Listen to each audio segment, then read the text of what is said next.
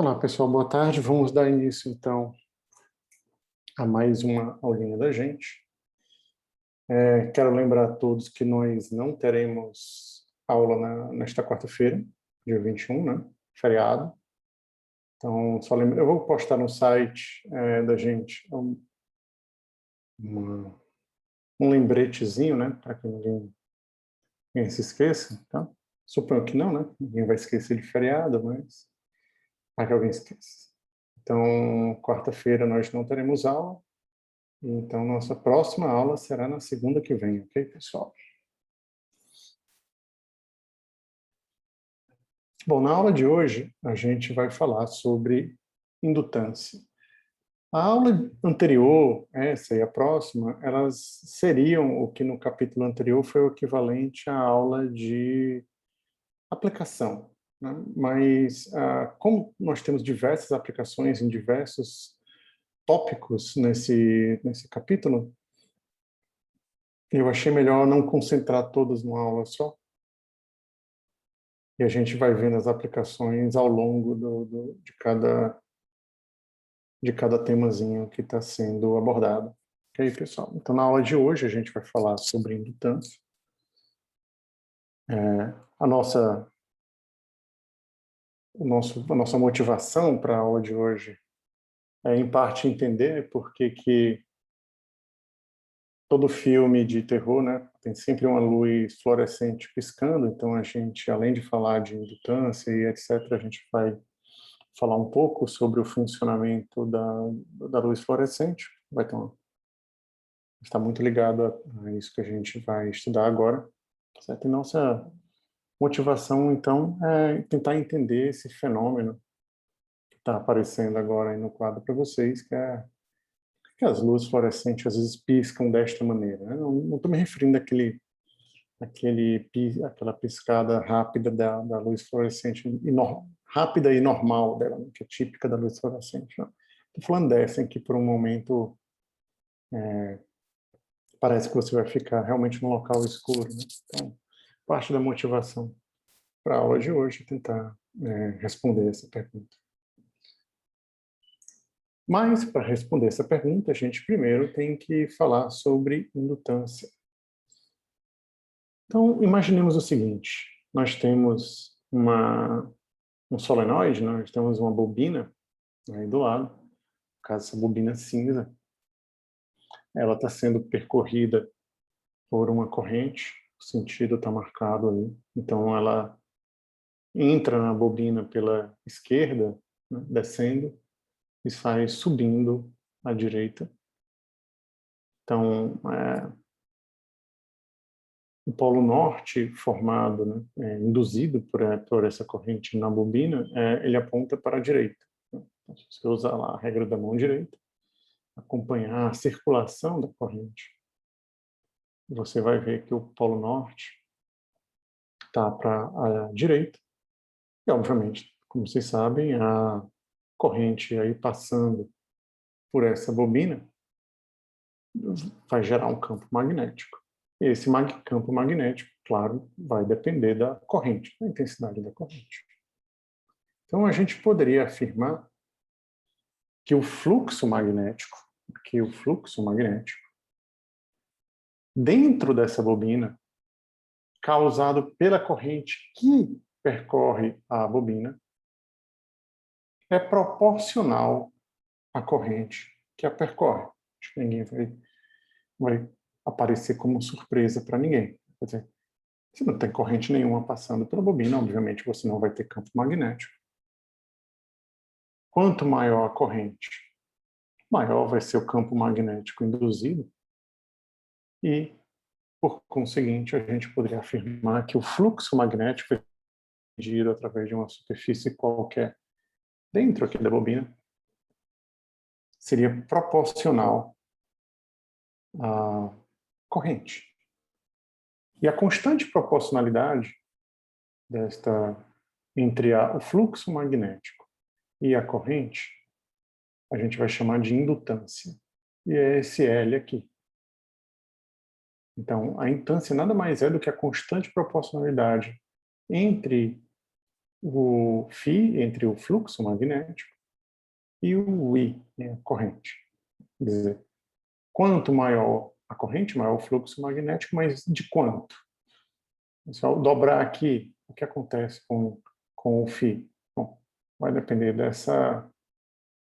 Se eu dobrar, claro que vai dobrar o φ, né? Mas o quanto, né, eu tenho que aumentar a corrente para obter um certo valor de fluxo, isso é definido pela indutância, no caso que é a constante de proporcionalidade entre uma coisa e outra. Qual a unidade da indutância? Se eu passar o I para o outro lado, né, a gente vai ficar com fluxo sobre I, sobre a corrente. Isto é, a indutância ela deve ser um Weber, ou Weber, como você quiser pronunciar, sobre ampere. Como isso aqui aparece várias vezes na eletrônica, né, na utilização de circuitos, etc., tem uma grande aplicabilidade, o que a gente vai falar agora, esse Weber para o ampere vai ser chamado de um Henry, em homenagem a um cientista americano chamado Joseph Henry. No SI, se eu fosse escrever o Weber no SI, né, seria Tesla multiplicado por metro quadrado, né, já que o Weber é fluxo, né, fluxo, lembrando, é B vezes A, campo vezes a área, então, o 1 Henry no SI ficaria Tesla, né, que é campo, vezes metro quadrado, que é a área, dividido por ampere, né, que é a corrente. Então, seria Tesla metro quadrado por ampere, seria um Henry. Ok, até aqui, pessoal?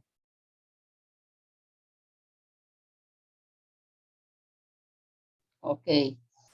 Ok, então vamos lá. O pessoal está escrevendo ok aqui no chat. Gosto de falar, né? Porque às vezes alguém está reassistindo a aula e aí às vezes eu comento alguma coisa que alguém fez a pergunta no chat e aí eu gosto de falar para não parecer que eu estou respondendo do nada alguma coisa, né? Então eu sempre gosto de falar. Bom, como é que a gente faria para tentar estimar ou medir o fluxo através de uma bobina como essa daí, com N voltas e um comprimento L? Bom, claro, eu vou ter que começar calculando o fluxo, né? Então, se eu quiser medir, saber a indutância, começo pelo fluxo. Fluxo através dessa bobina, número de voltas BA, né? Então, nada de nenhuma surpresa. A gente viu que B de uma bobina é μ0 nzinho I, em que o nzinho é número de voltas por unidade de comprimento. Então, eu posso substituir aqui o B por μ0 nzinho I. Isso aqui é número de voltas por unidade de comprimento. Então, eu poderia reescrever isso de outra maneira. Já que ela tem N voltas num comprimento L, Nzinho nada mais é do que Nzão sobre L, né? Então, esse Nzinho aqui nada mais é do que Nzão sobre L. E aí eu posso reescrever isso daqui, então, no final, como μ0 IAL de 0, Nzinho ao quadrado I A L. Bom, isso daqui nada mais é do que o fluxo através da bobina, certo? Mas o que eu estou interessado não é calcular o fluxo, né? A gente começou falando dessa propriedade de indutância, né? Que é a constante de proporcionalidade, né? Quer dizer, Professor, no caso, esse Nzão juntou com o Nzinho e ficou quadrado, foi? você pode escrever poderia fazer o seguinte, eu poderia, deixa eu sair daqui, né? Aí o L é o comprimento, né? Total? Lzinho é o comprimento. Deixa eu só botar aqui, né? Mas é porque eu vou botar aqui eu nem abri o nosso quadro negro, que por sinal é branco, mas vamos lá, deixa eu botar aqui para ficar claro qual foi a passagem, né? Vamos lá. Então eu estava com isso. Deixa eu só copiar aqui. Deixa eu ver como é que eu faço para copiar isso. Sim, não tem problema. Então vou copiar até aqui, tá? Vamos lá.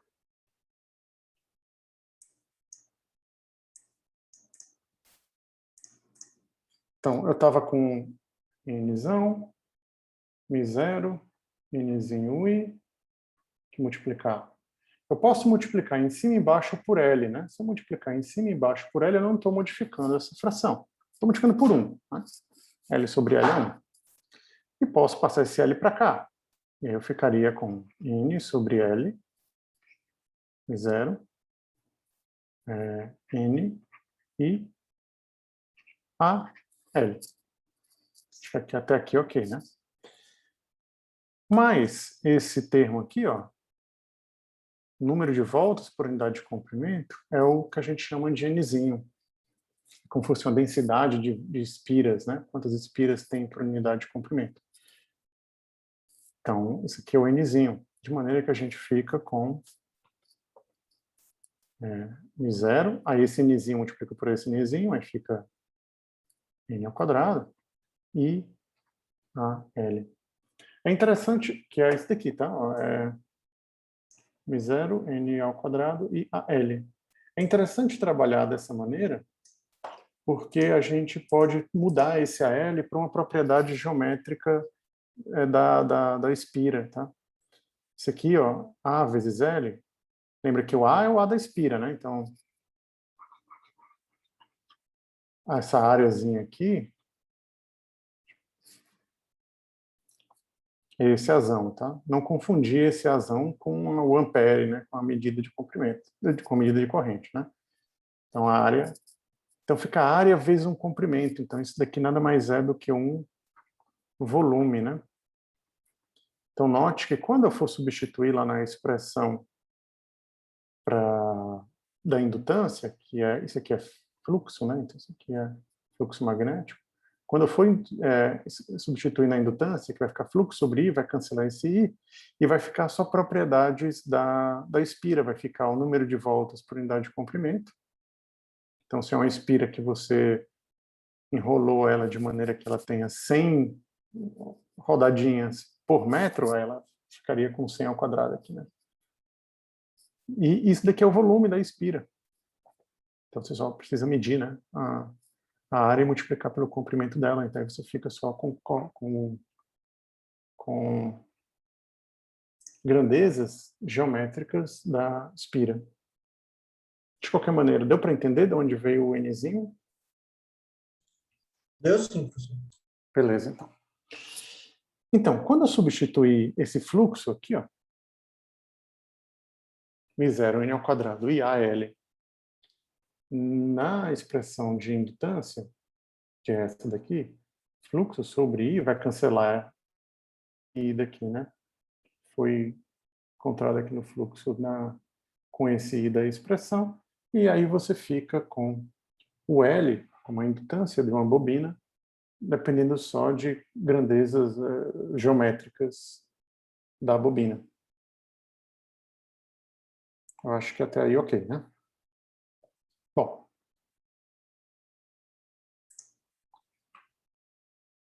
a gente vai chamar uma bobina com voltas o suficiente, né, para ter um L significativo, um L considerável, um L bacana, grande, alguns, né, pelo menos uma fração de Weber, e não 10 elevado a menos 7, né, digamos, 10 elevado a pouco, mas uma fração razoável de Weber, a gente vai chamar esse tipo de bobina de um indutor.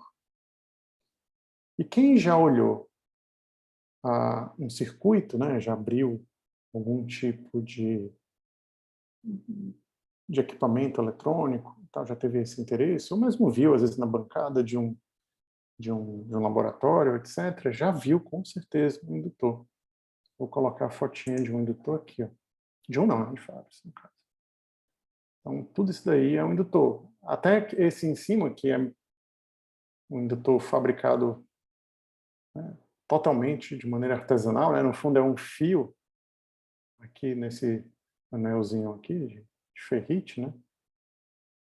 Isso aqui também seria um indutor, né? É claro que eu não sei quanto é que vai dar a indutância isso daí para você chamar realmente um indutor, mas poderíamos, em princípio, chamar de um indutor. Então, da mesma maneira que vocês viram, né, em eletricidade e magnetismo 1, e alguns de vocês viram em prática laboratório 3 comigo, né? Não sei se o professor de eletricidade e magnetismo 1, como é que ele abordou essa questão, mas vocês devem ter visto resistores de circuitos, né?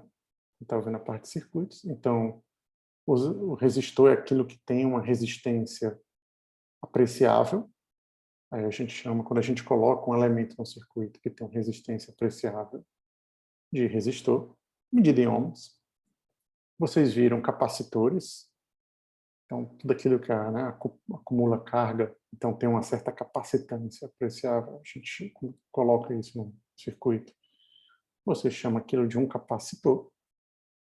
E agora, vocês estão vendo que quando você enrolar um fio, um condutor qualquer, de maneira que ele tenha uma indutância apreciável, a gente vai chamar esse elemento, né, muito utilizado em circuitos, de indutor.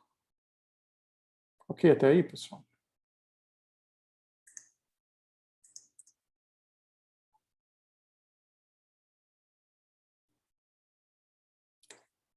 Espero que sim. Deixa eu ver que alguém falou alguma coisa no chat. Ok. Todo mundo falou ok no chat. Então vamos lá. Aqui a gente tem um circuitinho com um indutor. Então a gente tem um circuitinho com uma fonte, né, de força eletromotriz, uma bateria.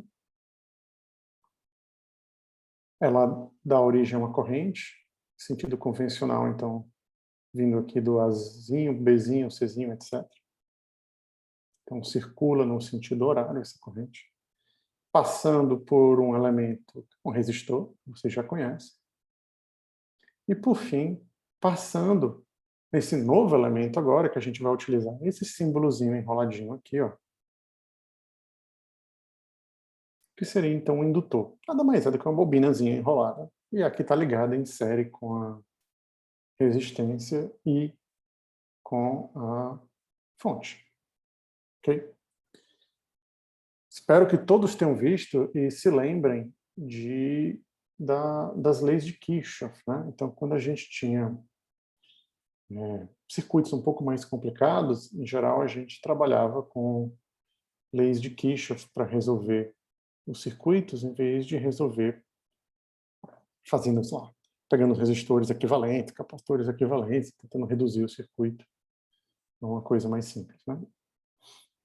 E vocês lembram, espero que vocês lembrem, que quando a gente circulava um circuito como esse daqui, a gente tinha algumas regrinhas, né? Então, digamos que eu estou circulando no sentido horário, se eu estou indo do negativo para o positivo da fonte, eu digo que a voltagem, a queda de potencial desse ponto para esse aqui, ela é positiva e igual à voltagem da bateria.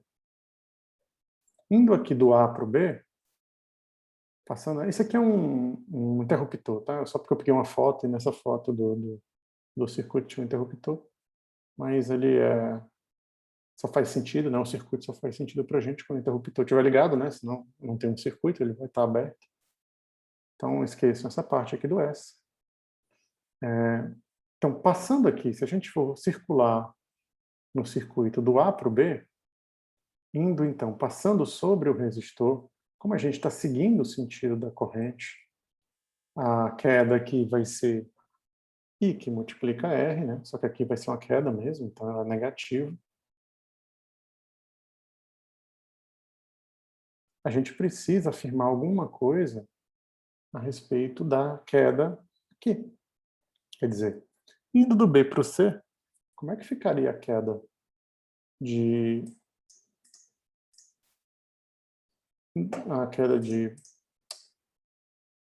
de voltagem aqui, né? Bom, quando a gente induz uma corrente num indutor, né, uma bobina, no caso aqui, quer dizer, quando uma corrente tem aquele campo magnético aparecendo, lembre-se que a força eletromotriz que aparece nela, ela é contrária à tendência, né, do aumento do campo magnético. Então, essa FEM que vai aparecer no L é como se fosse uma tendência contrária à corrente que está percorrendo o circuito, né?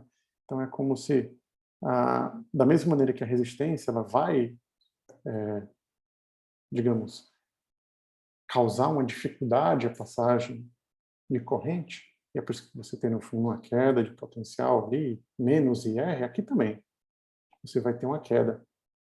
Então é como se entrasse aqui menos a FEM, menos a força eletromotriz que tiver nesse circuito. Mas a gente sabe da lei de Faraday como relacionar FEM de uma bobina, de um indutor, né, com a variação do fluxo, não é? E a gente sabe que a variação do fluxo para uma bobina como essa agora, a gente escreveu ela como LI, né, proporcional à corrente. Em que L é uma constante de proporcionalidade, então é uma constante, né? Então, quer dizer, ela não muda com o tempo. De maneira que se eu substituir esta expressão para o fluxo na lei de Faraday, eu posso tirar o L da derivada, porque ele é constante, e aí eu fico que a FEM induzida, né, nesse indutor seria menos L dI dt. Então, quando eu fosse escrever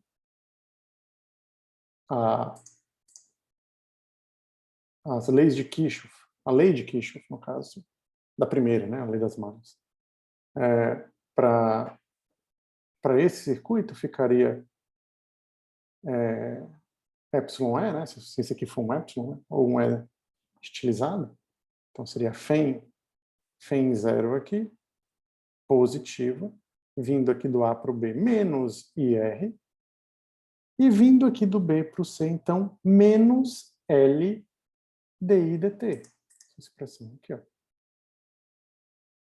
Menos L dI dt, já que essa é a FEM induzida numa bobina. De maneira que a minha lei de Kirchhoff seria escrita dessa maneira que está aí no quadro. Então, saindo desse ponto aqui que chamaríamos de D, né? Por algum motivo o meu D sumiu aqui. Do D para o A ficaria zero, do A para o B menos IR, do B para o C menos L dI dt.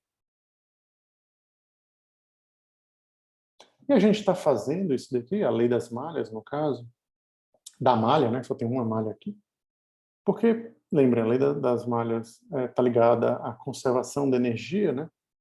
Então, não sei quanto vocês viram disso em eletricidade e magnetismo 1, mas certamente quem fez prática de laboratório deve lembrar que a gente teve uma prática só de lei das malhas, né? E estava ligada, a lei das malhas estava ligada à conservação de energia.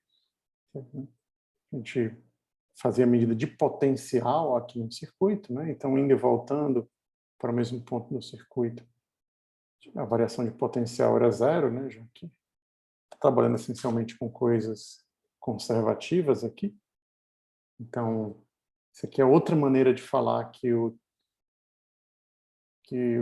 se você pegar uma carga, ou o que quer que seja, e realizar um trabalho para levar e dar uma volta no circuito e trazê-la para o mesmo ponto, o trabalho realizado foi zero.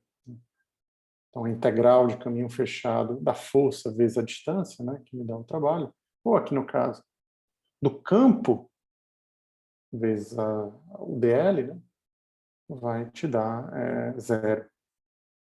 E eu estou falando isso porque a gente tem que descobrir a energia em um indutor, e a maneira, então, para descobrir a energia em um indutor seria utilizando a lei das malhas aqui a lei de Kirchhoff, né? No caso, a lei das malhas. Escrevendo essa expressão aí, claro que a gente vai desenvolver para frente. Isso daqui é um pouquinho. Por enquanto, alguma dúvida, pessoal?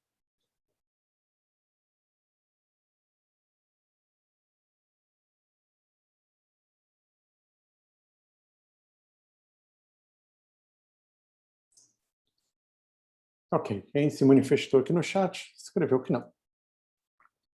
Então vamos seguir em frente. Então eu tenho a lei das malhas aí. Eu vou pegar esse circuitinho, vou botar para um lado, botar a lei das malhas mais para cima e vou manipulá-la. No caso, eu vou multiplicar por i. Então eu vou multiplicar os termos da esquerda por i, o termo da direita por i, mas a direita só tem um zero, né? Então fica zero. E aqui vai ficar todo mundo multiplicado por i. Então eu vou ficar com φi, i ao quadrado, r, mais L, I, DI, DT.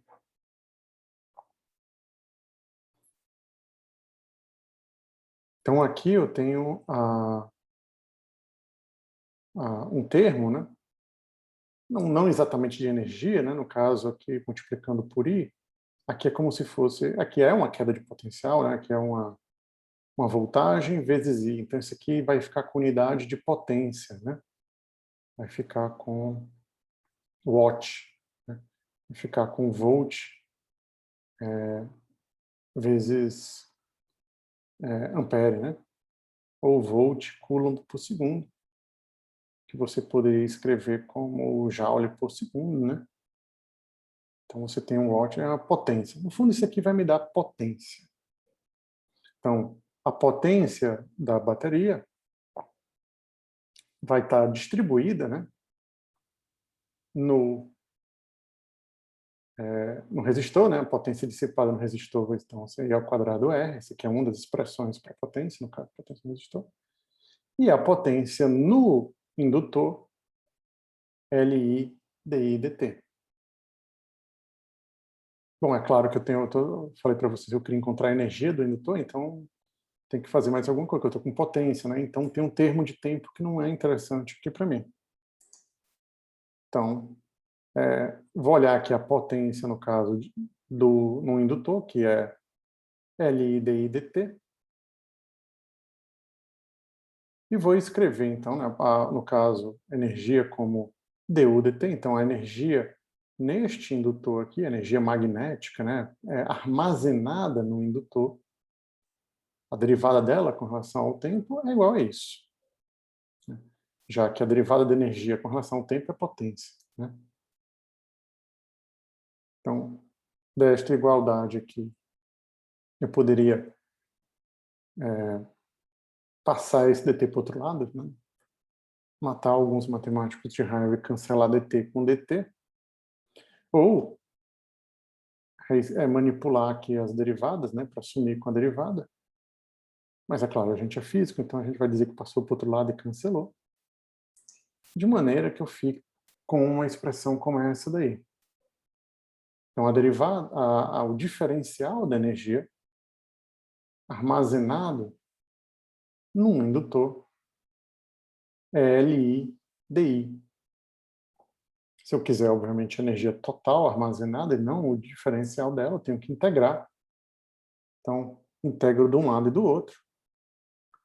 E a energia armazenada a menos de uma constante, né, que é a integral indefinida, vai ser, então, um meio, né, quando eu fizer a integral de I dI, vai ficar I ao quadrado sobre 2, então é um meio de LI ao quadrado.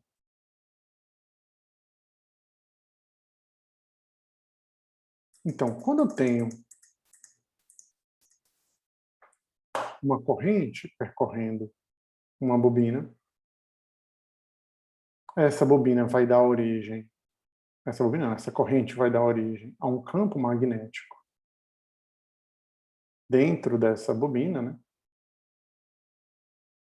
E quanto maior for a corrente, maior vai ser a variação do fluxo, então eu vou estar com uma fé induzida pela corrente da própria bobina, que às vezes é chamada de autoindutância, porque é alta, né? Ela influencia a si mesma. E fazendo isso, parte da energia está sendo armazenada na forma de campo magnético. Imagina que eu tenho uma situação como essa, em que ela está passando uma corrente e eu estou com um campo magnético aqui. Se eu ligasse isso daqui numa lâmpada, por exemplo, diretamente numa lâmpada, o que aconteceria? Né? Cancelasse aqui essa corrente, quer dizer, desligasse da fonte que está fazendo passar a corrente, e imediatamente ligasse numa lâmpada,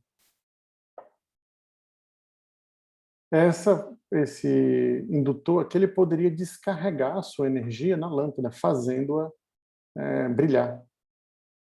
Isso aconteceria, né? Porque uma mínima variaçãozinha na corrente faria uma variação no fluxo, já que um depende do outro, né? E uma variação no fluxo magnético me gera uma FEM, então eu estou gerando uma FEM nas extremidades da bobina, então eu posso acender, por exemplo, uma luz. E de onde é que está vindo essa energia? Se eu cancelei essa corrente imediatamente, liguei isso aqui numa luz, a energia vai estar vindo no fundo do campo magnético. Então, o indutor é como se fosse um capacitor magnético. Ele é capaz de armazenar energia em campo magnético, de maneira semelhante, apesar que tem, né, diversas distinções entre um capacitor e um indutor, são usados em campos diferentes, com propósitos diferentes, etc. Um em geral em paralelo, outro em geral em série, etc. Mas seria algo equivalente. Eu consigo armazenar energia, então, num campo magnético e posso utilizar essa propriedade para diversas coisas, como nós vamos ver aqui na nossa aula.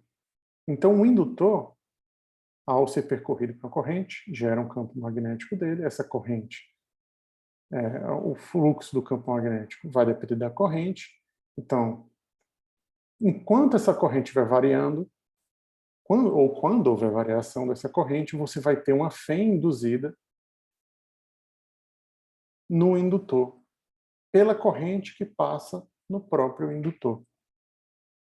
E ele vai, então, armazenando energia, no caso, meio de L ao quadrado, isso é o quanto ele armazena, então ele depende do quadrado da corrente, né? A energia armazenada no campo magnético depende do quadrado da corrente.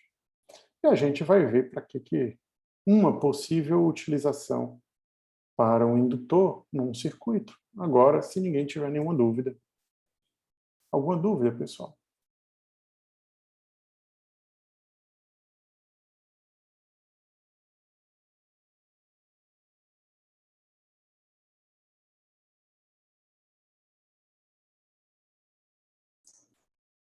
Bom, ninguém nem se manifestou, né? Ah, daria para encontrar a corrente?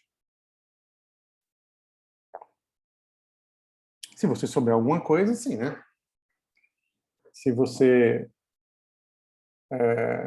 agora, da maneira como está, né? Você está falando da FDO aqui, né? A partir da Emerson. Né? Emerson está perguntando aqui no... Então, a de cima e a de baixo são iguais, né? Eu só multipliquei por uma constante. Então, essas duas IDOs aqui são idênticas. A Emerson está perguntando se daria para encontrar corrente. Sim, a gente vai resolver, eu não sei se vai dar tempo de resolver ainda nessa aula, mas a gente vai resolver diversas EDOzinhas, né, para diversos tipos de circuitos envolvendo indutores. Então, esse aqui é um circuito RL, a gente vai resolvê-lo.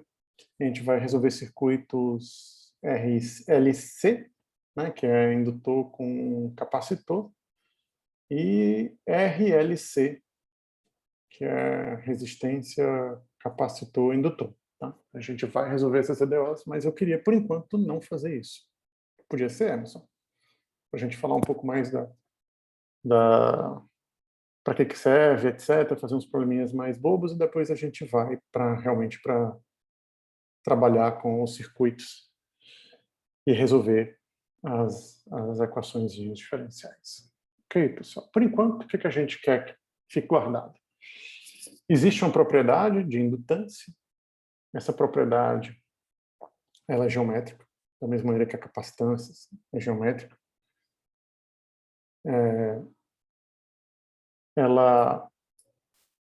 o indutor ele é capaz de armazenar energia e é utilizado em parte em circuitos como isso daí. Ele também é utilizado para outras coisas. Então é como se fosse um capacitor magnético. Ele também é utilizado, e a gente vai já ver uma das funções dele também, como ele pode restringir a quantidade de corrente que passa, da mesma maneira que diversos outros elementos, a gente pode utilizá-lo. Ele tem uma impedância, né? Ele tem como se fosse uma resistência, então ele pode ser utilizado também para restringir a corrente que passa por um certo circuito. Mas, em geral, ele é utilizado mais para armazenar energia mesmo. E uma das aplicações mais imediatas dele seria na lâmpada fluorescente. Então, eu botei aqui um esqueminha de lâmpada fluorescente que vai ajudar a gente a não só entender para que serve, ou uma das funções, duas das funções, no caso, de um indutor, como também para responder aquela perguntinha que a gente sempre fez no início da aula, por que algumas lâmpadas fluorescentes piscam, em particular em filme, né? Então, vamos estudar aqui rapidamente funcionamento de uma lâmpada fluorescente. Isso aqui é uma lâmpada um pouquinho mais antiga, digamos assim. Você tem a lâmpadas compactas novas, que tem um funcionamento um pouquinho diferente desse daqui que a gente vai falar, mas serve para a nossa discussão. Tá? Então, imagine que você tem, na letrinha A, aquele tubo clássico de lâmpadas fluorescentes, como a gente tem lá na Urca, aquele tubo branco, comprido. Essa lâmpada fluorescente, então, ela está ligada, aqui vai ser a fonte dela, né? A fonte de corrente alternada, certo? Então, essa corrente vai passar aqui por esse elementozinho que está chamado de G. Note que o símbolozinho do indutor dentro dessa caixinha, certo? A gente vai ignorar isso daqui por enquanto. Se tiver capacitor ou não, aqui não importa para a gente. Mas a gente vai imaginar só que tem um indutor aqui. Então, a corrente vem, né? Passa por aqui, vem até esse elementozinho F aqui, que é um elementozinho como se fosse uma resistênciazinha, que vai aquecer a lâmpada, né? Então, é como se fosse um filamentozinho que para aquecer esse gás, a gente vai já falar por quê e o que tem aqui dentro. A corrente vem, passa, né, por esse filamentozinho, continua, vem para cá. Isso aqui vai ser uma coisa que a gente vai chamar de starter, a gente vai já explicar o que é um starter. Continua para cá ou não, depende, a função do starter é exatamente deixar passar ou não, mas deixando passar ela viria para cá. Viria para esse outro filamento aqui, aqueceria esse outro filamento e voltaria para cá. É claro que, como é uma corrente alternada, ela vai e vem, né? Então, uma hora ela vai no sentido aqui de vindo do B para o G, né? Da outra hora é do G para o B, né? Quer dizer, ela está vindo da esquerda para a direita no fio de cima, mas ela pode também vir da esquerda para a direita no fio de baixo, né? Depois de um tempo ela alterna. Então, começa vindo assim, faz esse percurso todinho, e no outro ciclo, na outra parte do ciclo, ela vai voltar por aqui e fazer o caminho contrário. Ok? Para que vocês entendam o funcionamento de uma lâmpada fluorescente, a primeira coisa que você tem que entender é que aqui dentro tem um gás, um gás, um vapor de mercúrio, e quando você vai, aqui no caso, esse vapor de mercúrio ele vai ser ionizado e vai se formar uma correntezinha passando desse ponto para cá, uma vez que esse gás esteja ionizado. Quando você faz uma ionização de um gás, pode ser qualquer gás, pode ser, por exemplo, o gás, a atmosfera, né? Com vários gases, no caso nitrogênio, oxigênio, gás carbônico, etc. Você precisa de mais energia para começar a coisa, para começar a haver condução, né? Então você ioniza, quer dizer, você retira elétrons dos átomos do teu gás esses átomos passam a ficar, então, carregados, você vai ter elétrons separados dos átomos carregados positivamente, e aí esses caras podem, tanto os elétrons como os átomos, podem andar para um lado e para o outro aqui. Quando você vai formar uma fagulha, vindo, digamos, de um ponto para outro, a energia que você precisa para iniciar, que é para ionizar o gás e começar a haver condução, ela é grande no princípio e depois ela cai. Trouxe um videozinho aqui que talvez explique melhor para vocês. Então, deixa eu dar aqui um play. Ó. Então, note o que acontece. Esse cara está aproximando dois fiozinhos condutores que estão ligados numa fonte aqui. Note que está a uma certa distância e vocês não estão vendo nenhum tipo de fagulha, vocês não estão vendo nenhum tipo de raios, né, corrente elétrica passando entre esses dois condutores. Mas se eu adiantar um pouquinho, ó, note que está ainda mais próximo e ainda não houve fagulha. Mas quando eles quase se tocam, há uma fagulha. E uma vez iniciado o processo de condução, quer dizer, está passando corrente, digamos que seja daqui para cá, eu posso afastar esses dois condutores e a fagulha continua. Está vendo que ele afastou a mão? Então, vamos lá, voltar aqui. Ó. Você pode observar pela mão dele que ele vai afastar os dois condutores. Ó. E eu continuo tendo aqui esse plasma aparecendo aí na tela. Certo, pessoal? Então, quando eu vou fazer uma fagulha através de ar, quando eu vou ionizar o ar, e fazer com que haja condução, o gás que está lá é um gás neutro, né? Não há carga nele, então ele não, em princípio, ele não é uma coisa condutora, mas no momento em que eu consigo gerar uma voltagem grande o suficiente para que eu retire alguns elétrons de alguns dos átomos, esses átomos que vão ter seus elétrons retirados, e os elétrons podem agora se movimentar, né? Então são cargas que podem se movimentar, indo para um lado ou para o outro. Então, dou origem a uma corrente, né? Se houver uma diferença de potencial. No caso A, entre esse cara e esse cara, já que eles estão ligados na fonte. E a energia é inicialmente grande, mas depois cai. E aqui está representado pela distância, né? Você precisa deixar eles bem próximos para poder haver a fagulha inicial e depois isso continua, mesmo quando eu afasto. Todo mundo entendeu isso, pessoal?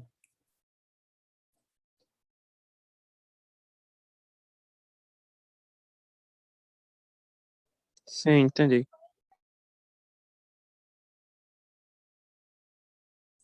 Então vamos para o... A Emerson está perguntando, no caso o A vai precisar de mais energia que o gás, certo? Depende do gás. Depende do tipo de gás que você está trabalhando. Se for um vapor de mercúrio, por exemplo, já tem uma grande tendência, né, a ser ionizado. É por isso que é utilizado. E ainda vai estar quente, a gente vai já explicar isso. Aí sim. Aí realmente você vai precisar de bem menos energia do que é necessário aí para fazer essa fagulha. Certo. Então o Emerson falou, eu estou falando do gás que usam mesmo. Então no caso for vapor de mercúrio, sim. Então, por enquanto só isso, tá, pessoal? Mas o que brilha, pessoal, não é o mercúrio que está dentro da lâmpada. O que faz, no caso, o mercúrio brilha, entre aspas, com luz ultravioleta. Né? Então é uma luz não visível. Então essa fagulhazinha que essa corrente que você faz passar no mercúrio dentro da lâmpada, esse mercúrio, que é uma lâmpada, esse mercúrio, ele emite uma luz que a gente não enxerga. Então o que você faz é pulverizar um elemento como fósforo que tem uma propriedade, quando banhado por luz ultravioleta, emitir luz no espectro visível, que é essa camadazinha que vocês estão vendo aqui, branca, né, da luz. Ok? Então, Note uma coisa também interessante, certo, pessoal? Se eu tiver uma voltagem grande, então, entre uma extremidade e outra da luz fluorescente, no caso, eu dou origem a esse brilhozinho. Tá? No caso, aí no cara está com uma coisa que parece aquelas bobinas do Tesla. Então, bastante diferença potencial bastante intensa aí. E os campos devem estar doidos, os campos magnéticos, mas de qualquer maneira tenham também o brilhozinho, certo? Então, o que você faz? Vamos lá. Então, vem uma corrente por aqui, passa pelo indutor, essa corrente vai ser reduzida um pouquinho, né? Quanto ele ganha o seu campo, né? Até o limite em que o campo fica máximo aqui. Corrente vem por aqui, aquece esse circuito, esse filamentozinho aqui, que vai, e o próximo filamento aqui, que vai aquecer o gás lá dentro, e isso facilita a ionização desse gás. Quando você tem uma lâmpada fria, e isso você pode ver assim que você liga uma lâmpada fluorescente, né, você não consegue ionizar, por maior que seja, não, claro, se a voltagem for grande, você ioniza. Mas com aquela voltagem que você está soltando ali na lâmpada, você não consegue ionizar de cara o gás. Então, o que acontece? Bom, por esse motivo, para que você às vezes não consegue ionizar de cara o gás quando ele está frio, e também por uma questão de tempo de descarga, que a gente vai já falar aqui, a gente tem uma coisinha chamada starter. Então, a corrente vem por aqui, então imagine só que ela veio, passou por aqui, começou a aquecer o filamento, então o gásinho já está começando a aquecer, veio por aqui, vai vir para cá. Aqui a corrente vai entrar como se fosse dentro de uma lâmpadazinha de neon. Essa lâmpada de neon, ela tem uns filamentozinhos que a gente poderia esquematizar da seguinte maneira. Isso é um esquema, tá? Não é necessariamente assim. Imagine que ela tem dois filamentozinhos assim, ó. De maneira que, desculpa, se o filamento tiver frio, os filamentos do starter, eles estão assim, ó, um encostado no outro. Mas no momento em que eles se aquecem, eles se afastam um do outro. Isso você consegue fazer com certos tipos de liga e certas combinações de ligas também. Vocês com certeza já ouviram o exemplo de, por exemplo, como é que funciona o pisca de um carro, né? Então, o que fazia antigamente, hoje em dia não é mais assim, mas o que fazia antigamente um pisca de um carro piscar era uma composição de dois pedacinhos, né, de metais, em que você passava uma corrente por ele, aquecia, e um lado um dos metais se aquece mais do que o outro, né? Imagina que você tem uma coisa desse tipo, ó. Imagina que você tem um metal aqui, ó. E aqui é um outro metalzinho. E você vai aquecer. Passa uma corrente nesse cara e faz ele aquecer, né? Então, vamos supor que esse cara se dilate mais do que esse. Se esse cara se dilata mais do que esse, né, ele vai se curvar, vai fazer assim.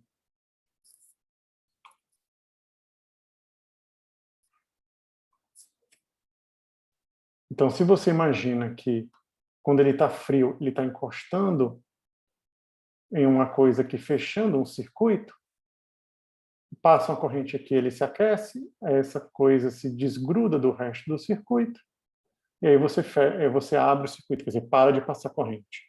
Parando de passar corrente, você esfria, né? Essas liguinhas metálicas aqui começam a esfriar, volta para essa situação, que é a situação em que elas estão frias, tem o mesmo comprimento. Aí fecha o circuito de novo, começa a percorrer corrente, aquece, vem para cá, então fica alternando esses dois estados. Aí você tem uma situação em que a luz do pisca está ligada e a luz do pisca está desligada. Uma coisa muito semelhante acontece dentro do starter. O starter é como se fosse uma lâmpadazinha com dois filamentos. Esses dois filamentos se tocam quando eles estão frios e eles se desgrudam um do outro quando eles estão quentes, certo, pessoal? A dona Alice fez uma perguntinha que já eu respondo, tá bom, dona Alice? É só acabar essa explicação aqui. E aí a gente volta para a sua perguntinha. Bom, então, quando tiver frio, passa a corrente aqui, ok? Quando não tiver frio, ele vai cortar a corrente que está passando por ele. Então, você tem uma situação em que tem vindo aqui, vem esse negócio, passou a corrente aqui pelo cara, veio para cá, então começou a esquentar esse cara. Tanto o gás como o starter. Então, o gás está passando corrente ao redor do circuito todinho, aqui vindo pelo F, depois esse ADC, tarará, vindo para esse outro lado daqui do F, da esquerda, vindo para o B. Então, tanto o gás A está sendo esquentado, como essa parte aqui, como essa parte DCE está sendo esquentada. Quando essa parte aqui esquentar, os dois filamentos se separam, para de passar corrente aqui. Quando parar de passar corrente aqui, para de passar corrente aqui nesse negócio, parou de passar, né, diminuiu a corrente, zerou a corrente que estaria passando no circuito. E aí o que acontece? O indutor, ele sente a diminuição da corrente. Tá? Ele está diminuindo a corrente que está passando por ele. E aí, quer dizer, o fluxo magnético que está dentro dele está sendo modificado, está variando com o tempo. Se esse fluxo magnético varia com o tempo, o que vai acontecer? Você vai ter a origem a uma FEM, a uma força eletromotriz. Então, no momento que o starter dispara, quer dizer, ele se desliga, cortando a corrente do circuito, a energia que estava acumulada aqui no indutor vai ser descarregada para a lâmpada. Então, imagina que você está passando, sei lá, 120, ou 220, no caso, 220, então eu voltava com a voltagem 220 nessa lâmpada aqui. No momento que o starter desconectar, fazendo com que cancele a corrente ao redor do circuito, a energia que estava armazenada aqui no indutor, ela vai ser toda transferida para cá, né? Para essa partezinha aqui do circuito. Vai fazer uma diferença de potencial aqui, que no fundo é maior, já o dobro, maior às vezes, do que a que você tinha no caso original. Digamos, 400 volts. Quando essa voltagem de 400 volts passa por aqui e o gás já estiver aquecido o suficiente, dá origem a uma corrente aqui, né? O gás se torna condutor, e aí você vai ter corrente, a possibilidade de passar corrente por aqui. Ela vai passar por aqui porque ela não tem um outro caminho, ela não pode vir por aqui porque o starter está quebrado. Por aqui por onde, professor? Por aqui, do F para de um F para o outro. O gás se torna ionizado. No momento que o gás é ionizado, ele se torna um condutor. E isso daqui se torna, então, um condutor. E aí a corrente, que antes não podia vir daqui para cá, de um F para o outro, passando pelo A, passa a poder passar. E aí vem para cá. Parece que o mouse do professor parou de aparecer, aí por isso a gente está perguntando. Ah, vocês não estão vendo o mouse? Não, se fala por aqui, por ali, aí eu fico sem som. Não. Desculpa. Oxi, meu mouse. Agora sim, professor. Agora apareceu? Apareceu. Que coisa estranha. Então, desculpa. Então, imagine que eu estou com corrente. Deixa eu fazer assim, então. Vamos lá. Professor, Oi? o meu marido ele trabalhava nessa parte de eletricista. Uhum. Aí eu cansei de ver assim ele colocando essas lâmpadas e eu percebia que a lâmpada também ela só acende depois que aquele startzinho dá tipo um circuitozinho, né? Exatamente. Mas é isso aqui que a gente está tentando fazer a explicação. Então, vamos lá. Deixa eu mudar aqui a cor. Não mudou. Mude. Mudou. Então, vamos supor que a corrente está vindo por aqui. Ó. Então, ela vem... Quando ela chegar bem aqui, então ela vem aqui e começa a energia começa a ser acumulada aqui nesse indutor. Ela está vindo aqui, parará, papá. E ela vai poder passar porque, no início, o starter está conectado. Então, está uma coisinha tocando na outra. Então, quando vem uma corrente aqui, ela encostada na outra, ela vai para o outro lado. Certo, pessoal? Então, a corrente vai vir aqui, ó, dá essa voltinha aqui, aquece, começa a aumentar a temperatura do gás, vem aqui para cá. O starter, inicialmente, ele está conectado. Quando está frio, as placas estão conectadas. Vem para cá, volta para cá e sai. Então, aqui ela aumenta a temperatura do gás, aqui esse filamentozinho aumenta a temperatura do gás, e ela vem para cá, passando pelo starter e dá a volta. Por que ela não vem por esse caminho aqui? Porque é gás não ionizado, é um gás inerte aqui que não...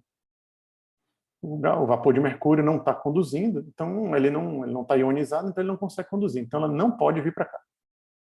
Certo, pessoal? Ela não pode vir para cá. Então esse é o início da operação. Aumentando a temperatura e passando por aqui. Então, acumula energia no indutor. Então a energia aqui magnética no indutor é acumulada, vem por aqui, aumenta a temperatura, dá a volta, passa pelo starter e vem para cá, para cá. Por enquanto, tudo bem?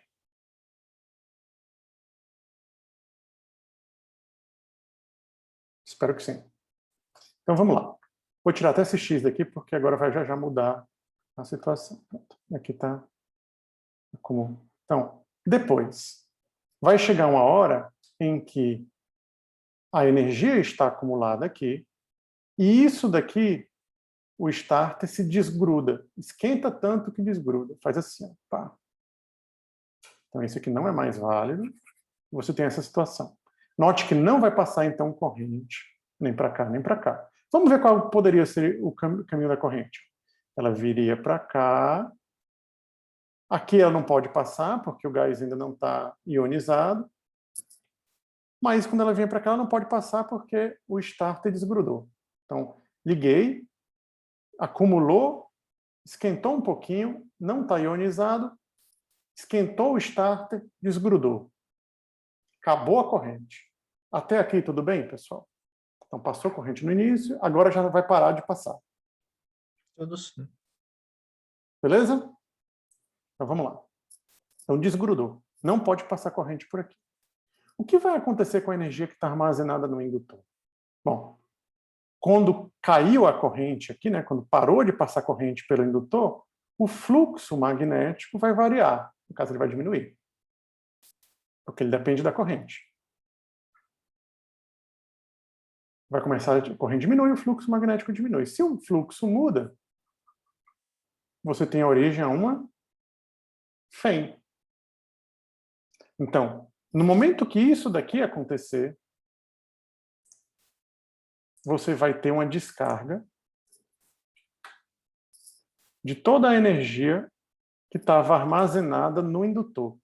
O indutor que está aqui, essa energia vai ser toda jogada para o resto do circuito. E, no caso, vai criar uma diferença de potencial entre esse cara aqui e o outro que não vai estar recebendo a corrente. Então, a energia veio para cá, do indutor, a energia magnética do indutor vai ser utilizada e vai fazer uma diferença de potencial enorme entre esse cara e esse.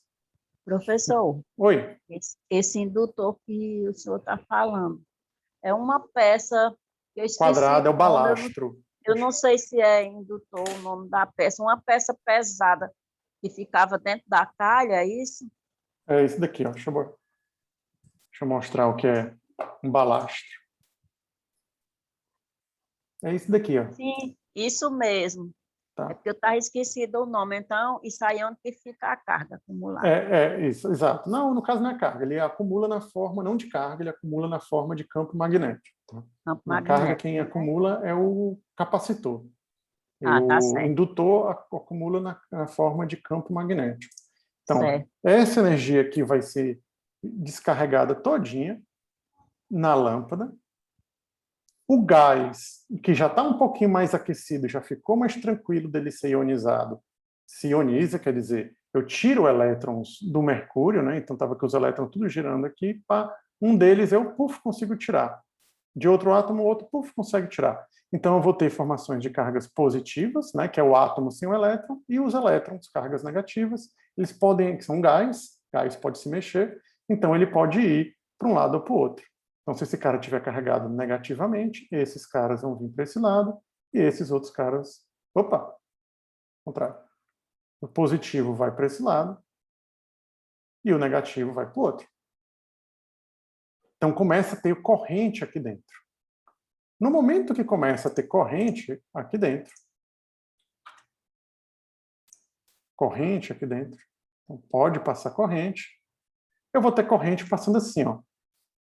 Que agora pode conduzir, né? Voltou a poder conduzir. Antes só conduzia porque existiu o starter.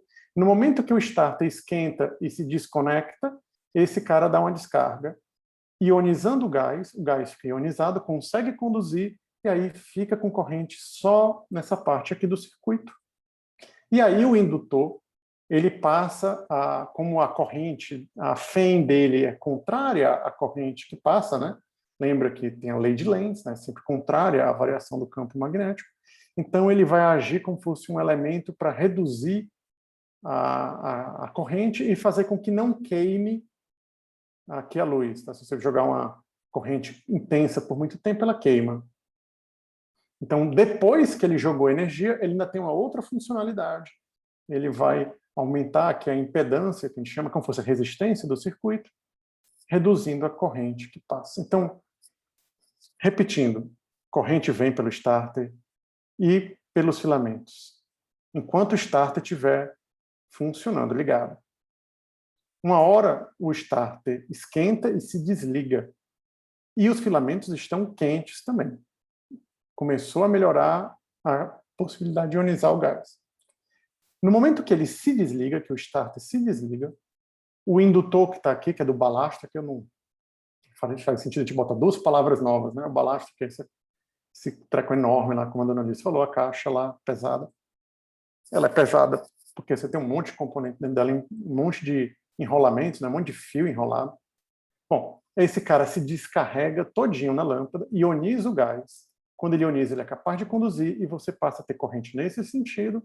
E aí, de quebra, o indutor reduz a corrente que passa, impedindo que ela queime.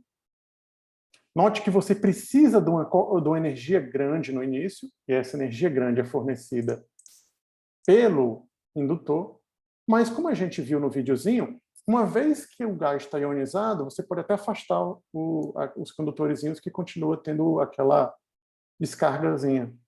Então, que é isso que acontece. Então, depois que ele deu essa descarga, não importa mais que ele esteja funcionando perfeitamente. Né? Importa porque ele vai estar limitando a corrente, mas não importa mais essa função de descarga dele, e aí você tem corrente para cá.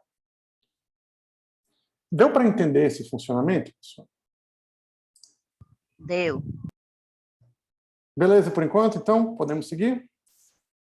Então, por que uma lâmpada fluorescente pisca? Bom, tem diversos motivos. Você pode não estar com a descarga grande, o balastro, o indutor aqui, ele pode não estar funcionando bem e acumulando o suficiente para aquecer, para jogar uma voltagem grande o suficiente para que haja a ionização do gás e ela comece a funcionar. Ou, às vezes, você tem temperatura muito baixa, e aí, quando a temperatura é muito baixa, você demora a ligar a luz. Porque olha o que acontece, imagine, então, que a corrente veio por aqui, aqueceu, veio por aqui no starter, começou a aquecer o starter, veio por aqui, aqueceu esse outro filamento, voltou. Passou, até uma hora que aquece tanto que o starter, aquele puff, para.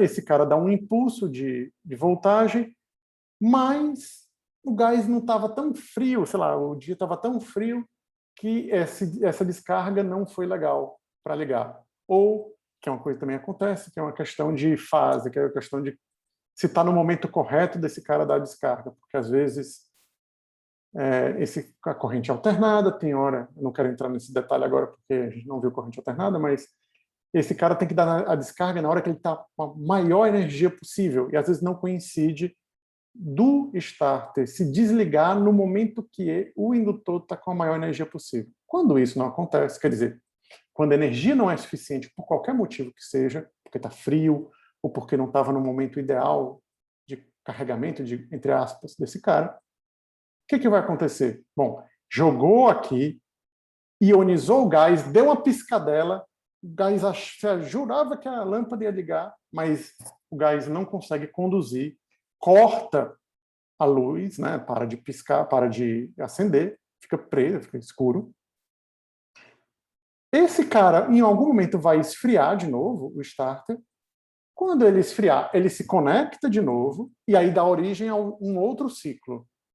Então, se na primeira vez não acendeu, por qualquer motivo, porque estava frio, ou porque esse cara não acumulou energia o suficiente, uma hora o starter se esfria, conecta de novo, aí passa corrente, esquenta aqui, esquenta ele se desgruda, vem a energia desse cara, joga de novo. Às vezes acontece disso ter que ser repetido umas 2, 3, 4, 5 vezes, até que seja o momento ideal de temperatura ou de energia acumulada no indutor. E é por isso, às vezes, que ela pisca quando você liga. Nem sempre a coisa funciona de maneira ideal, né? Tipo, descarregou, ele já ionizou, ele está funcionando perfeito. Às vezes não é assim. Então, esse circuito é feito de uma maneira que ele se autoajusta. Quer dizer, se esse cara se desligou, o indutor jogou a voltagem, esse cara ionizou um pouquinho, deu aquela piscada, mas a luz não ficou no embalo, não ficou conduzindo, vai cortar a corrente aqui, vai começar então a aquecer esse cara esfria, né? Esse cara esfria, conecta, então corrente por essa parte, aquecendo este e este. Esse cara vai se desconectar e carregando este, né? Esse cara vai em algum momento desconectar, o indutor sente o momento em que a corrente baixa, transfere uma voltagem e aí vamos ver se funciona dessa vez. Se não for dessa vez, vai ser na próxima. Mas uma hora em geral, a coisa engata. É como um carro que às vezes demora a pegar, né? Então, num filme, por que às vezes, né, a lâmpada apaga? Bom, ou o cara está com problema no starter, ou o cara está com problema no indutor, ou o que os filmes em geral querem dizer, que quando os espíritos chegam lá, né, no filme de terror, o ambiente fica tão frio que você perde a capacidade de ionizar o gás, né, e aí ele começa a esfriar um pouco, e aí entra em ação o starter de novo, e etc.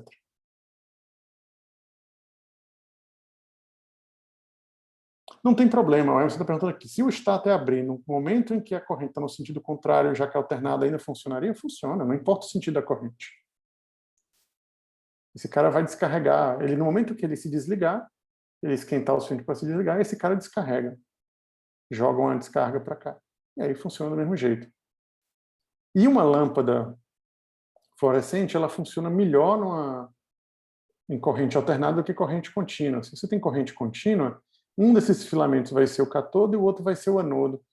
E aí um elemento vai ficar mais claro do que o outro, né? Porque um emite elétrons e o outro só recebe os elétrons. No caso da corrente alternada, uma hora um é cátodo e o outro anodo, e outra hora um é o anodo e o outro é o cátodo. Eles trocam 60 vezes por segundo de função. E aí você fica com os dois lados luz fluorescente brilhando por igual. A gente está falando disso agora, mas a gente não falou ainda de corrente alternada, né? A gente precisa disto daqui para poder depois chegar na parte de corrente alternada, né? A gente vai falar ainda mais um pouquinho de motores, etc. Então, e geradores, né? Então, uma coisa precisa da outra, a outra precisa da uma, a gente tem que escolher que maneira a gente vai estar usando para trabalhar, né? Para escolher a ordem da coisa. Por enquanto, tudo bem, pessoal?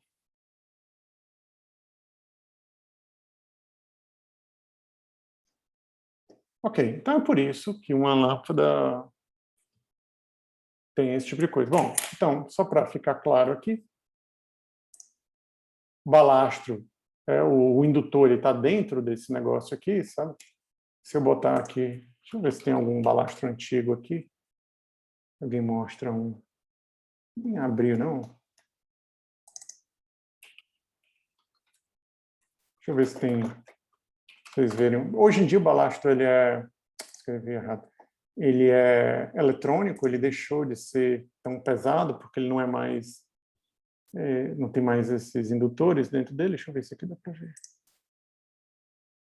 Ah, não. Caramba, ninguém abriu. Ah, esse cara aqui meio que abriu, dá para...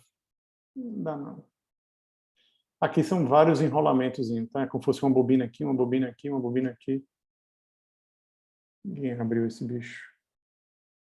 Bom, mas de qualquer maneira, aquela caixa lá é um indutor e alguns capacitores em geral.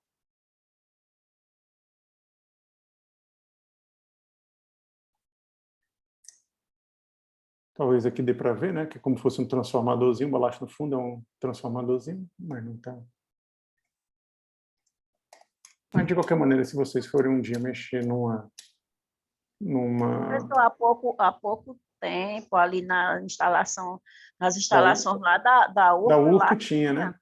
tinha, inclusive, uma vez, acho, aquele esforço sem prestar, e até caindo um na minha cabeça, lá na coordenação. Eu não sei, porque o balastro hoje em dia, ele é eletrônico, ele bota na mesma caixinha, só que agora ele é bem levinho. Eu sei. Aí ele é bem bonitinho, todo assim, todo cheio de onda.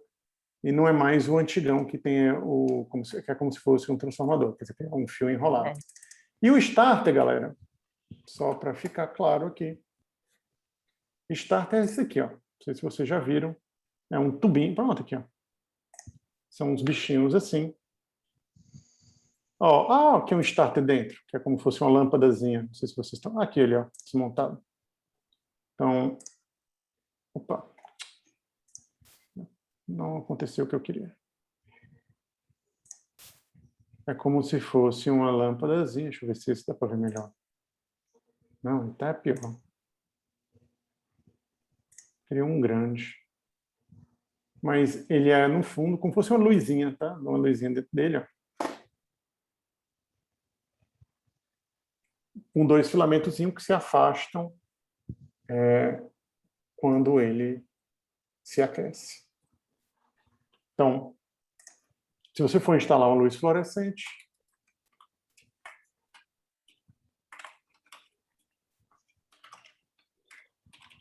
você vai ver essas três, essencialmente essas três coisas, né?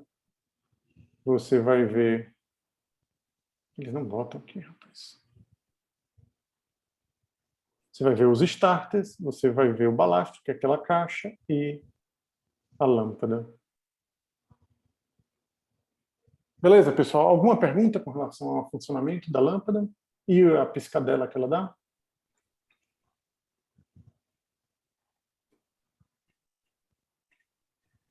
Só para ficar claro, tá? Se você filma luz fluorescente, às vezes com o celular, etc., você nota que ela tem uma certa piscada super rápida, que no caso é 60 vezes por segundo.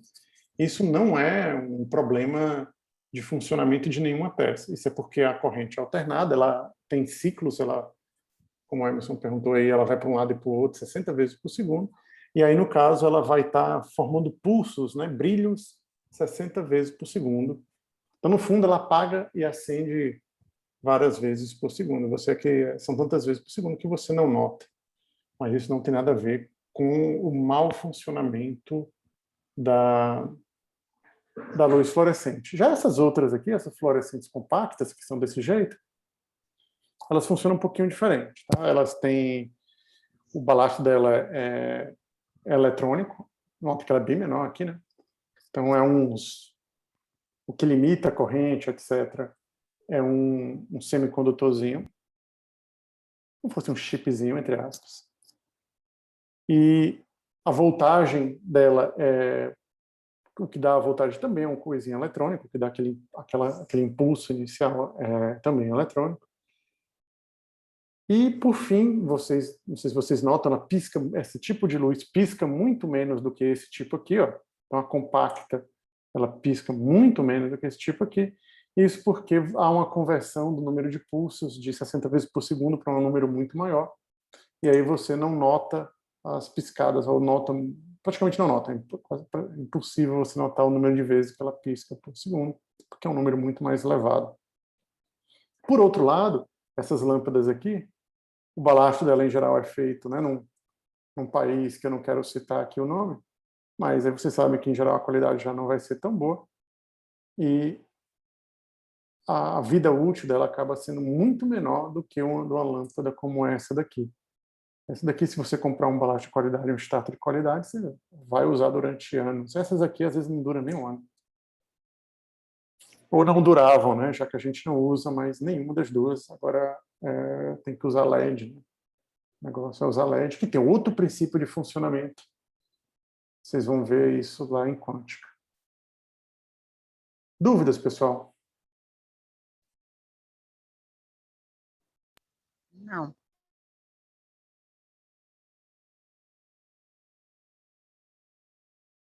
Tá. O Emerson perguntou aqui, por que 110 ou 220 e não outro valor? Essas são questões históricas, tá? Tem a questão de transmissão, tem a questão que a gente vai falar ainda quando você pode compor duas 110 para fazer uma 220, você pode juntar as fases, né? E aí tem questões históricas envolvidas também. E por que essa oscilação em torno de 60 e não outro? Bom, a 60 também é questão histórica, mas ela não é fixa, 60. Tá? Tem países, tipo assim, Inglaterra, ela não é 60, 50 Hz. Então, se você olhar uma etiqueta de um produto eletrônico, né? Deixa eu ver se eu consigo mostrar aqui para vocês. Que vem atrás. Vocês vão ver que alguns eles têm 50/60. Deixa eu ver se eu consigo achar um treco desse aqui. E aí vocês vão ver que, na verdade, o 60 Hz e o 50 Hz, ou melhor, 60 Hz não é uma coisa padrão, tá? Não sei se eu vou encontrar facilmente, mas se você olhar atrás de uma coisa que seja bivolt, em geral, você vai ver que vai ter assim, 220, 110, 60/50. E o número de vezes é porque quando você vai gerar a voltagem, né? A gente viu isso na aula passada. Você, em geral, vai usar um gerador, né? O gerador, ele funciona daquela maneira que a gente já comentou. Cadê ele? Não tem um gerador parecido aqui, cadê? Bem. Aqui. Então, cadê o 12? Ah, tá aqui. Então, o gerador você faz, né, você começa a girar uma coisa, né? Você gira o eixo, esse eixo aqui é que dá origem à FEM, e aí quando você está girando vai ter uma parte que vai estar aumentando aqui o fluxo, outra parte, uma outra hora que está diminuindo o fluxo, então você vai ter uma corrente que uma hora ela tem um sentido, outra hora tem outro sentido. E o número de vezes que essa corrente vai para um lado e vai para o outro, né, por segundo, está ligado à velocidade que você está girando isso aqui, como a gente até comentou na aula passada, né? Estava ligado à velocidade angular do teu gerador. E aí, é claro, quando a gente vai falar da motivação histórica e prática de se trabalhar com 220, 110 e também 60 ou 50 Hz. Tá? Mas isso vai ficar para quando a gente vai falando de geração de energia e corrente alternada, que vai ser só no próximo capítulo. Então, só depois da nossa próxima aula. Ok, pessoal? Ok. Bom, só para terminar a nossa aulinha, vou falar aqui um pouquinho de corrente de Foucault. A gente viu na aula passada aquelas fêns que aparecem quando você tem movimento, né? Então, a gente movia uma bobina para um lado e para o outro, numa região que tinha campo magnético, você estava mudando a quantidade de linhas de campo que atravessava aquela bobina, por unidade de tempo, né? E aí você tinha, então, uma fém. Mas a mesma coisa você tem se você, em vez de usar uma bobina, você usar uma barra. Tipo assim, imagina que você quer uma barra de metal. Se você puxa essa barra, você pega essa barra, está aqui numa certa... Estava bem aqui, digamos, a extremidade esquerda dela, e agora está bem aqui. Então, antes tinha uma certa quantidade de linhas de campo atravessando a região da barra, e agora tem muito menos. Você vai dar origem, então, a pequenas correntezinhas circulando dentro da barra. Essas correntezinhas a gente chama de correntes de Foucault.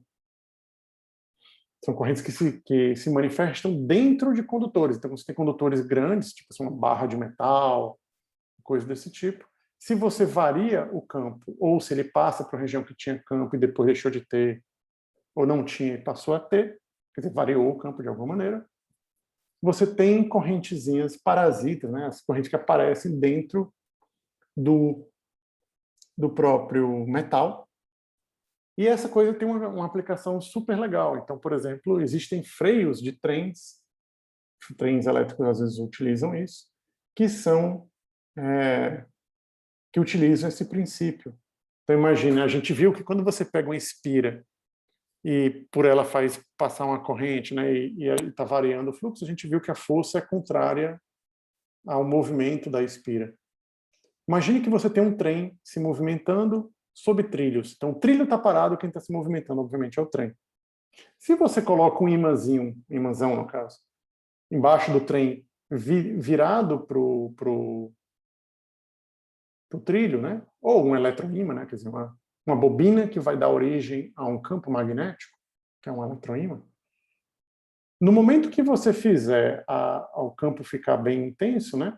Quer dizer, houver uma variação do campo, de maneira análoga àquilo que acontecia com a bobina, você vai ter uma correntezinha na barra, né, no trilho, e a força que age sobre essa correntezinha, né, no caso, essa mini espirazinha dentro da barrona, é contrária ao movimento. Quer dizer, você consegue, por exemplo, frear um trem dessa maneira, um freio magnético.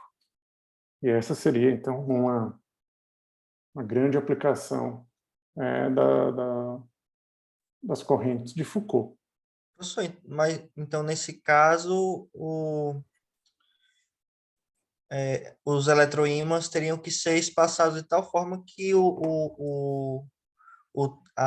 as rodas do trem, digamos assim, entrem em um, mas não saia de um, mas não entre em outro automaticamente, porque aí não iria variar, né? Não, na verdade é assim. Imagina que você quer teu trilho.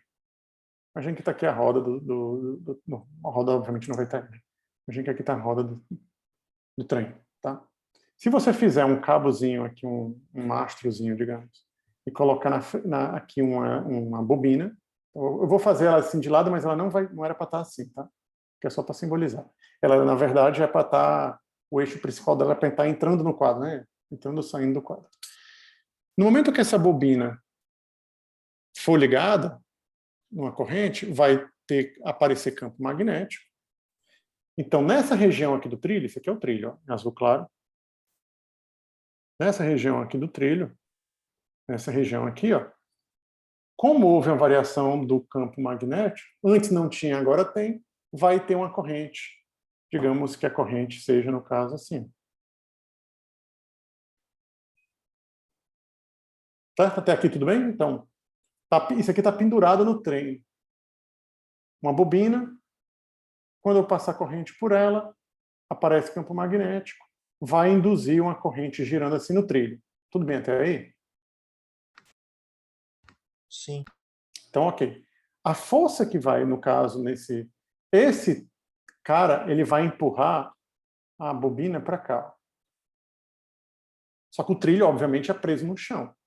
Então, no trilho não se move. No caso, quem vai se mover vai ser esse braço para cá. Como o trem, digamos, está indo para cá, isso daqui vai agir, então essa força vai ser um freio. Ela vai frear o trem. Ah, tá. Então, no caso, a bobina vai ficar presa ao trem, né? Exatamente. Não no trilho. Está no trem.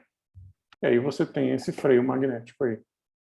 Que seria uma aplicação dessas... Em geral, você não quer corrente de Foucault. Elas são correntes que você faz o possível para que elas não apareçam.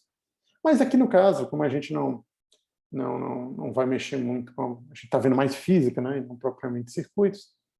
A gente não vai falar muito disso. É só para saber que existe. E é só para tomar o tempinho da aula, que já faltava 3 minutos para acabar, mas agora a gente já passou 2 minutos, então a gente pode terminar a aula agora. Se ninguém tiver nenhuma dúvida, pessoal. Alguma dúvida? Não, tranquilo. Para mim. Então pronto. Próxima aula a gente continua, obviamente, falando desses temas. A gente vai continuar Quarta é falando. feriado, não vai ter aula. Exatamente, não vai ter aula. Próximo tópico aqui, a gente vai falar então de circuitos LC, a aula que vem. Tá bom, pessoal? Tá certo. Então, até segunda-feira, pessoal. Um bom feriado, bom final de semana para todos.